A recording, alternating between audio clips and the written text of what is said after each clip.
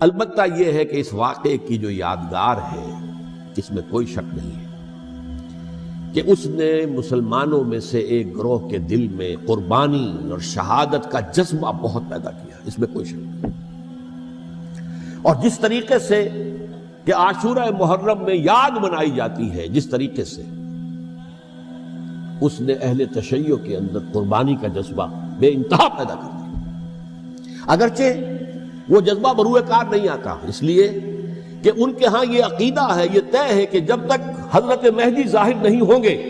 ہم کسی کے خلاف بغاوت نہیں کریں گے۔ یہ پوری تاریخ میں ان کا معاملہ رہا، تمام جو ہے ائمہ اہل بیت کا معاملہ رہا، جب تک مہدی نہیں آتے keep sitting and keep waiting, wait and see, that's all۔ یہ تو خمینی صاحب نے کیا ہے، آیت اللہ خمینی صاحب نے، کہ انہوں نے یہ ایران کے شیعوں کو باور کرایا کہ بھائی جب آئیں گے حضرت مہدی آ جائیں گے، لیکن ہم اب ہاتھ پر ہاتھ رکھ کر بیٹھے رہیں، باطل کو چیلنج بھی نہ کریں، ہمیں کچھ تو کرنا چاہیے، وہ ہاتھ پاؤں ہلانے چاہیے، اور کچھ نہیں تو مہدی کا راستہ جو ہے صاف کرنا چاہیے، تمہید کرنی چاہیے، ان کے راستہ ہموار کیا جائے۔ تو یہ ان کی بڑی عظمت ہے آیت اللہ خمینی صاحب کی کہ اہل تشیع ایران کے جو ہے ان سے انہوں نے یہ بات منوا لی کہ ہم بالکل انرٹ نہیں بیٹھے رہیں گے، بلکہ اب انہیں نائب امام قرار دے کر اور ولایت فقیہ کے فلسفے کے حوالے سے، یہ دو چیزیں ان کی جو ہیں بنیادی فلسفے کی ہیں، وہ اس وقت میرا موضوع نہیں ہے، انہوں نے عوام کو ایسا کھڑا کیا ہے کہ 20,000 سے لے کر 30,000 کے درمیان انسانوں نے جانیں دے دی، عورتوں کے جلوس نکلے، شیرخوار بچہ گود میں ہے عورت کے اور گولی کھا رہی ہے، مر رہی ہے، گر رہی ہے۔ آپ سوچئے زندگی کتنی عزیز ہوتی ہے، اور شیرخوار بچے کے لیے ماں کی جو زندگی ہے، اس ماں کو اپنی زندگی کتنی عزیز تر ہوگی کہ اپنے لیے نہیں تو اس بچے کے لیے مجھے جینا ہے، لیکن نہیں، گولیاں کھائیں گری۔ یہ جذبہ انہی میں ہے۔ واقعہ یہ ہے کہ اہل سنت کے اندر یہ جذبہ نہ ہونے کے برابر ہے۔ یہ میں واشگاف الفاظ میں کہہ رہا ہوں، پورے عالم اسلام میں صرف شیعہ ایران ایسا نکلا ہے کہ جس نے بادشاہت کا خاتمہ کیا،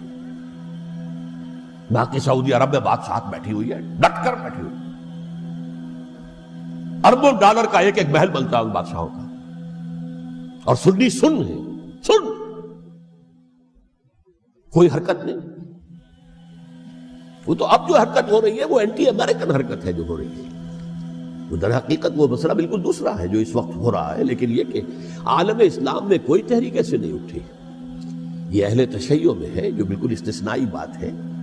کہ انہوں نے جو ہے ایک ایسا بادشاہ جس کو کہا جاتا تھا کہ اس کا جو اسلحہ خانہ ہے وہ ایشیا میں سب سے بڑا اسلحہ خانہ ہے، جو 2500 سالہ پرانی جو ایک عظمت تھی ایران کی، اس کو دوبارہ تازہ اور زندہ کرنا چاہتا تھا۔ 2500 سالہ برسی اس نے منائی تھی، اس کے لیے ایک شہر آباد کیا تھا کہ خسرو یا سائرس یا ذوالقرنین قرآن مجید کی اصطلاح میں اس کی یادگار بنائی تھی، اور وہ سوچ رہا تھا کہ وہی عظمت دوبارہ ایران کی ہوگی جو کہ خسرو کے زمانے میں تھی، جس کا قرآن مجید میں سورہ کہف کے اندر ذکر ہے،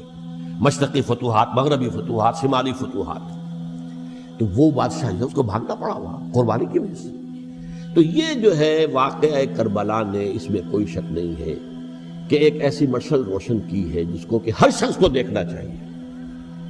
یہ بھی انسان، جیسے کہ اقبال نے ایک شعر کہا تھا غالب کے لیے،